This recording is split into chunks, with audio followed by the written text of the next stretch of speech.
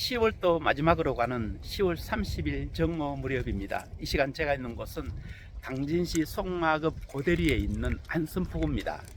이 안선포구는 제가 늘 일하는 당진 동부제철에서 아주 가까운 곳에 있기 때문에 틈이 날 때마다 제가 자주 들러가지고 이곳에서 산책도 묵상도 하고 가끔 영상도 찍기도 하는 그런 곳입니다. 참 조용하고 평화로운 곳입니다.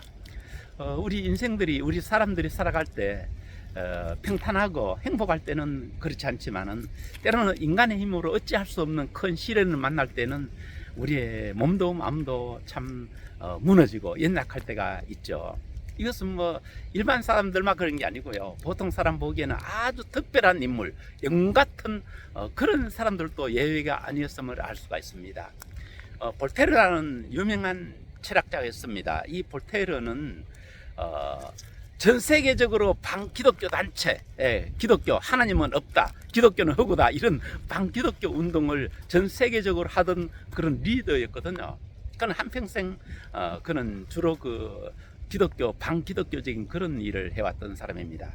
근데 그가 이제 죽을 병에 들어가지고 막상 임종직전에 이르게 되자, 평소에는 안 그랬는데, 평소에는 하나님도 안 계시고 천국과 지옥도 없다고 이렇게 가르쳤는데, 막상 자신이 죽을 병에 들자 자신이 죽으면 꼭 천국과 지옥도 있을 것 같고, 자신이 세상에 살 때 했는 일 때문에 꼭 지옥에 갈 것 같은 이제 이런 믿음이 들었던 모양이에요. 그래서 그의 제자들을 불렀습니다. 임종 직전에 아마 그의 제자들이 곁에 있었던 모양이에요. 아마 그 볼테르라는 이런 무신론 철학자 곁에도 좀 이렇게 좀 안면이 있는, 좀 그런 데로 가까이 지내던 기독교 성직자가 있었던 모양이에요. 그래서 어떤 성직자를 거명하면서 그 아무개를 좀 데려와 가지고 나를 위해 기도해 주고, 나에게 마지막으로 좀 세례를 베풀어 가지고 내가 지옥에 가지 않게 좀 이런 부탁을 좀 해달라고, 이제 그의 임종을 지키기 위해 가까이 있던 사람들에게, 제자들에게 부탁을 했습니다. 그런데 그는 한평생 이런 반기독교적인 일만 해왔기 때문에 그의 주변에는 그런 이러한 죽기 전에 자신에게 세례를 베풀게 해달라는 이 볼테르의 부탁을 들어줄 만한 그런 사람이 없었던 모양이에요. 결국 그는 그의 마지막 소원이 거부된 채 외로이 쓸쓸히 두려움에 떨면서 임종을 맞이하게 되었습니다. 이처럼 인간은 평상시에 몸도 마음도 건강할 때는 정말 세상이 전부 자기 뜻대로 될 것 같지만, 막상 인간의 힘으로 어찌할 수 없는 그런 시련이 닥칠 때는 이렇게 한없이 이렇게 나약해지는 것을 볼 수가 있습니다. 성경에서도 그런 인물이 나와요. 성경에 열왕기상 19장에 보면은요, 정말 대단한 인물이죠. 그 엘리야는 정말 기독교 역사상 아주 유례가 없는 대단한 영웅입니다. 그런데 막상 그 엘리야가 이 엘리야를 아주 싫어하는 아방, 그 아방의 아내 이세벨 왕비를 통해 가지고 죽음의 위협을 받게 되자 그만 그의 마음이 무너져 내려 가지고, 하나님 이제 됐습니다, 이제 제 생명 좀 거두어 주십시오 하고 오히려 하나님께 정말 죽기를 요청하는, 이런 정도로 한없이 나약해진 모습을 볼 수 있습니다. 아마 이런 기록을 성경에 남겨둔 이유는 어떤 사람이라도 하나님이 그 마음을 붙들지 않는 순간에는 인간은 한없이 나약해질 수 있음을 알 수가 있습니다. 시편 61편 1, 2, 3절 3, 4절 쭉 읽어보면은요, 거기에 이제 다윗의 기도가 나오는데, 그 다윗의 기도에 보면 절절합니다. 오직 하나님만이 나의 피난처시고 나의 바위이십니다. 이렇게 하나님께 자신의 모든 것을 의탁했던 이 다윗을 볼 수 있습니다. 아마 다윗은 한평생 이렇게 하나님을 의탁했기 때문에, 물론 몇 번 그도 하나님을 가까이 하지 않을 때 큰 잘못을 저지르게 되지만은 곧 회개를 하고 항상 그의 일생에는 하나님 앞에 가까이 나가고, 그러므로 인해 가지고 하나님이 그를 붙들어 주심으로 비교적 이스라엘 역대 많은 왕들 중에서도 다윗은 그래도 그 중에 가장 이스라엘을 바로 지도한 훌륭한 왕으로 성경에 기록되어 있습니다. 이런 모든 기록을 볼 때 우리 인간은 이처럼 나약하기 때문에, 우리가 건강할 때도 인간은 이렇게 나약한 것이라는 것을 알고 인지하고 살아가는 것이 훨씬 더 우리 자신을 위해서든지 또한 이 사회를 위해서도 좋을 것 같아요. 우리 그리스도인도 그래서 이런 어려움에 빠질 때마다, 가끔 어려움이 있을 때마다 또 이런 어려움을 하나님께 호소하고 또 그런 기도하고 이런 내용으로 가득 찬 그런 찬송이 있습니다. 아마 우리 한국어 찬송으로도 주님여 내 손을 꼭 잡고 가 이제 이런 찬송이 있거든요. 그런데 뭐 저는 중국 선교를 좀 한답시고 한국어 찬송과는 좀 친하지 않고 중국어 쪽으로 이렇게 찬송을 좀 몇십 곡을 보지 않고도 부를 수 있습니다. 제가 중국어로 우리가 그리스도인들도 살아가다 어려움 만날 때에 가끔 하나님께 호소형으로 부르는 찬송을 중국어로 한번 불러보겠습니다.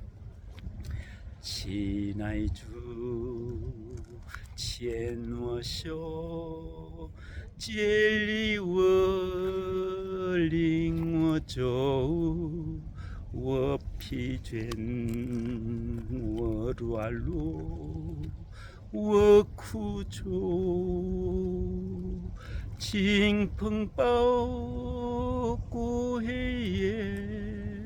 主临近，金光明，亲爱主，牵我手到天庭。 한국어 가사를 아시는 분들은 이 곡조에 따라 가지고 한국어 가사를 대입해서 또한 자신의 기도하는 심정으로 함께 불러주시기를 바라겠습니다. 亲爱主，牵我手，接力我，领我走，我疲倦，我软弱，我苦楚，金鹏报古黑夜。 主临近，金光明，亲爱主，牵我手到天庭。 2절입니다. 我道路虽凄凉，主临近越忧伤，我在此。 快打完美好仗，听我求，听我祷，牵我手，旁跌倒，亲爱主，牵我手，强引了。 아멘. 예, 이 찬송과 한국어 가사조차 모르는 분들을 위해 가지고 잠시 내용을 말씀을 드리자면은 우리가 때로는 폭풍우를 치는 그런 어려움을 만날 때 이럴 때라도 하나님이 내 손을 붙드셔 가지고 천국에 이를 때까지 나를 안전하게 지켜주시라는 이런 호소형의 아주 절절한 찬송입니다. 이런 찬송 부르면 정말 우리가 어려움에 빠졌더라도 또 하나님이 내 곁에 가까이 계시고 내 곁에 가까이 계시면 하나님이 또 이렇게 우리 마음속에 성령으로 위로해 주셔서 어려움 속에서도 능히 좌절이나 절망하지 아니하고 다시 일어설 수 있는 이러한 믿음의 용기를 주는 이런 찬송으로 저도 텀이 날 때마다 자주 이렇게 부르고 있습니다. 저와 여러분들의 삶이 늘 평온하기를 원하지만은 때로는 우리가 세상에 살다 보면은 하나님 우리를 연단시키기 위해서도 그렇고 또한 본의 아니게 사탄의 어떤 계략에 빠져가지고 여러 가지 어려움에 빠질 수 있습니다. 그리할 때 인간의 힘으로 또 좌절이나 인간의 힘으로 잘못된 길을 가지 마시고 우리의 피난처 되시고 우리의 반석이 되신 우리의 구원자 되신 우리 주 예수님이 나의 인생의 열쇠를 나의 인생의 항로를 다시금 붙잡으시고 나는 그분에게 온전히 맡겨드림으로 인해 가지고 우리의 삶이 늘 믿음과 승리 가운데 주님께 영광 돌리는 그러한 삶이 되시기를 우리 주 예수 그리스도의 이름 받들어 기도드립니다. 아멘.